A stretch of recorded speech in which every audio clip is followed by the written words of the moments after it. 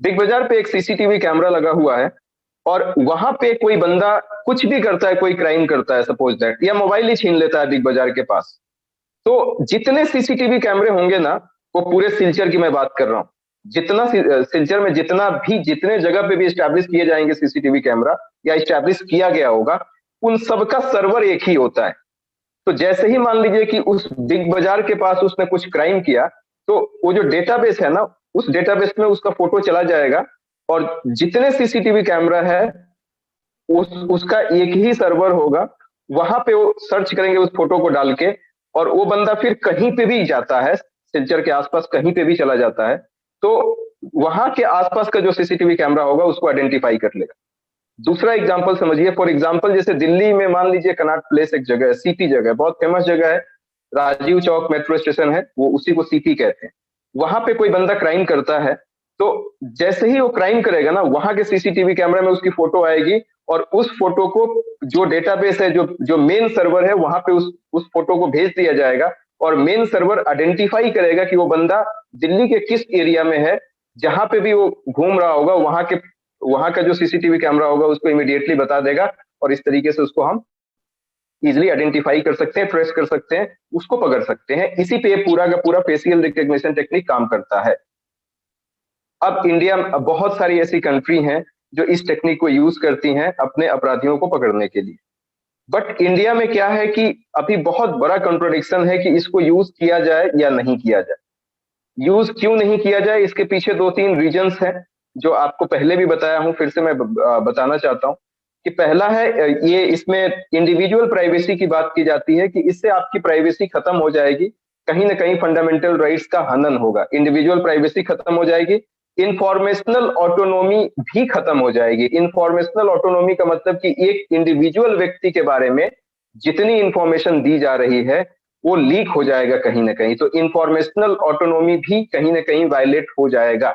इसके साथ साथ ये भी लिखता है कि स्टेट सैंक्शन मास सर्विलेंस, मतलब स्टेट का मतलब किसी भी एजेंसी से रिलेटेड है, चाहे वो सेंट्रल गवर्नमेंट हो, स्टेट गवर्नमेंट हो, लोकल गवर्नमेंट हो, वो एक मास सर्विलेंस आपके आपके खिलाफ कर सकता है, मतलब आपके इंफॉर्मेशन को वो लीक कर सकता है। और चौथा रीजन ये बता रहे हैं कि इनबिल्ट टेक्नोलॉजिकल फ्लॉज, बहुत बार ऐसा होता है कि इसका एल्गोरिथम थोड़ा सा भी गड़बड़ हो जाता है ना, तो वैसे लोग फंस जाते हैं जो एक्चुअली में क्राइम नहीं किए थे और उनको जेल के अंदर डाल दिया जाता है। तो इन चार चीजों की वजह से इंडिया में अभी भी कंट्रोवर्सी बनी हुई है कि इसको यूज किया जाए कि नहीं किया जाए। लेकिन इन्होंने एक रिपोर्ट की बात की है जिसका नाम है ALTR। ALTR का फुल फॉर्म होता है centre for applied law and technological research. Centre for applied law and technological research, इसने अपने दो पेपर को प्रोड्यूस किए हैं। दो पेपर में, पहला पेपर में इन्होंने ये बताया है कि इस टेक्नोलॉजी को यूज करने के क्या क्या रिस्क एनालिसिस हो सकते हैं, क्या क्या लीगल चैलेंजेस हो सकते हैं। पहले पेपर में बहुत क्लियरली इन्होंने डिफाइन किया है कि इस टेक्नोलॉजी को यूज करने से क्या क्या लीगल चैलेंजेस आएंगे, क्या क्या ब्रॉडर रिस्क हो सकता है। और दूसरे पेपर में तो इन्होंने साफ साफ ये कह दिया है कि दिल्ली पुलिस इस चीज को यूटिलाइज करने लगी है। दिल्ली पुलिस ART जिसको बोलते हैं, FRT बोलते हैं, फेशियल रिकग्निशन टेक्निक, उसको बहुत एक्सटेंसिव तरीके से यूज करने लगी है अपराधियों को ट्रेस करने में।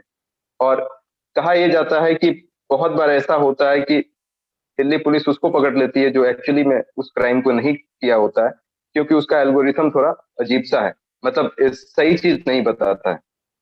अब राइटर ये कहते हैं कि यदि दिल्ली पुलिस इस FRT को यूज कर रही है, फेशियल रिकग्निशन टेक्निक को, तो इसने कहां से लाया सॉफ्टवेयर, मतलब गवर्नमेंट के पास सॉफ्टवेयर कहां से आया? गवर्नमेंट के पास ना तो इतनी कैपेबिलिटी है कि सॉफ्टवेयर को डेवलप कर सके, तो कहां से वो लाया, कहां से?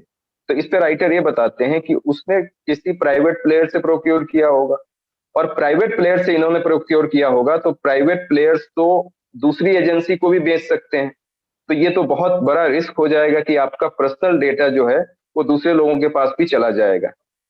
तो आर्टिकल में लास्ट में राइटर यही बोलते हैं कि देखो, दिल्ली पुलिस तो ऐसे ही, दिल्ली पुलिस नहीं, पूरे पुलिस की बात हम कर रहे हैं कि उसको इतना डिपेंडेंट क्यों बना रहे हैं सॉफ्टवेयर पे।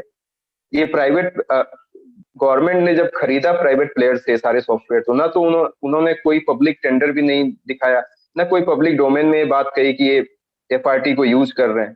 तो आप इस तरीके से खरीदेंगे तो कल होके वही एजेंसी, प्राइवेट एजेंसी, अपने प्रॉफिट को मैक्सिमाइज करने के लिए दूसरे को भी वो सॉफ्टवेयर बेच सकती है। और इस तरीके से हमारी पूरी की पूरी प्राइवेसी खत्म हो जाएगी। तो राइटर यही बताते हैं कि हमको कोशिश ये करना चाहिए सरकार को कि आप ऐसा ही करना है तो डेलीगेट मत करो अपनी सर्विस को, आप खुद ही उस सॉफ्टवेयर को बनाओ।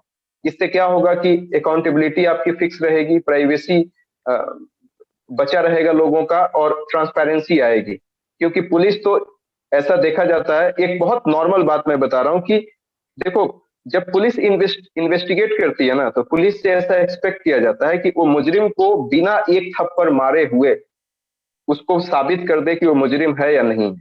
हमारे यहाँ की पुलिस क्या करती है कि पहले ही मारना पीटना चालू कर देती है, और इतना ज्यादा मारती है कि कभी कभी तो ऐसा भी होता है कि वो डर से कह देता है कि हाँ हमने क्राइम किया। ये लीगल नियम नहीं है। नियम तो ये होना चाहिए कि आपके पास इतने एविडेंस होने चाहिए कि आप उस बंदे को बिना एक थप्पड़ मारे हुए उस एविडेंस से प्रूफ कर दो कि उसने क्राइम किया है या नहीं किया है।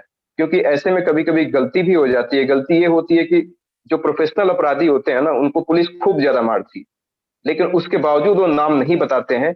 बाद में पुलिस को लगता है कि जब ये इतना मार खाने के बाद भी नाम नहीं बता रहा है तो ये क्राइम नहीं किया होगा, जबकि एक्चुअली में वो क्राइम किया रहता है। तो लास्ट में राइटर यही बताते हैं कि इस सॉफ्टवेयर को डेलीगेट करने की जरूरत नहीं थी, मतलब प्राइवेट प्लेयर से खरीदने की जरूरत नहीं थी। जब आप यूज करना चाहते हैं तो आप इस सॉफ्टवेयर को खुद बनाते, इससे अकाउंटेबिलिटी आपकी फिक्स होती, इससे ट्रांसपेरेंसी रहती। तो आर्टिकल इतना ही था। थैंक